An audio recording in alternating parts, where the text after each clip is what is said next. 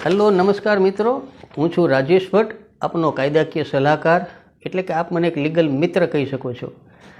આ ચેનલ લાવવાનું આજે કારણ એ છે કે જો આપે એવો અનુભવ કર્યો હોય મિત્રોમાં, સગાવાલામાં, પોતાનામાં, કે કોર્ટની કાર્યવાહી પછી પોલીસ સ્ટેશનની પ્રક્રિયા આ બધું થોડુંક જટિલ છે, અઘરું છે, ક્યાંક તરત સહી કરવા બેસાડી દે છે, ક્યાંક ઓચિંતા આપણે બોલાવી લે છે, આ બધું સમજાતું નથી. જો એવું લાગતું હોય તો આ પેજ તમારી માટે છે, આ ચેનલ તમારી માટે છે, હું પોતે તમારી માટે છું એમ માનો અને આ પેજને ફોલો કરો.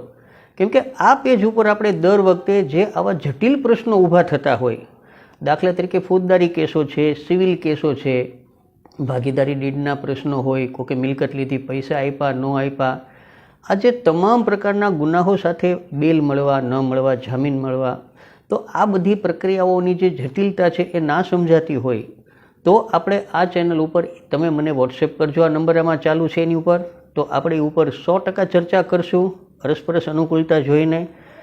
અને હું ભાવનગરનો છું તો તમે મને પ્યોર ગુજરાતીમાં જ તે તમારા પ્રશ્નો વિશે પણ કહી શકો છો, જે તમે સહન કરેલું હોય અને સમજવા માગતા હો. તો આ કાયદાથી ડરો નહીં, પ્રક્રિયાથી ડરો નહીં, આપણે કાયદાને સરળ બનાવીએ અને એક સમજવાનો પ્રયત્ન કરીએ. કેમ કે અમે મોટા ભાગે એવું જોયું છે કે કાયદાની, પોલીસની, વકીલોની, જજોની અને પ્રક્રિયા લાંબી ચાલે, આ બધેથી મૂંઝાઈને માણસ પોતાના અધિકાર અને ન્યાયથી દૂર ભાગતો થઈ ગયો છે.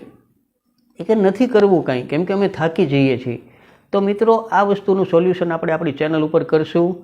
અને ફોલો કરજો, આ પેજને ફોલો કરજો, તમારા કોઈ મિત્રોને સેન્ડ કરજો. કોઈની કોઈ પણ મુશ્કેલી કે મુસીબત હોય તો આ પેજ ઉપર એ મને કોમેન્ટ્સ કરે આ વોટ્સએપ નંબર ઉપર, તો આપણે જરૂર એ બાબતનું કરશું. કાયદાથી ડરવાની જરૂર નથી, આપણે કાયદાને સમજવાની જરૂર છે.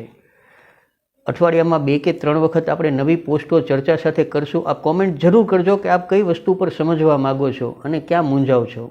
બરાબર, ફરીવાર મળીએ નાની નવી વાત સાથે, એકદમ સરળ વાત સાથે. જય હિન્દ, જય ભારત.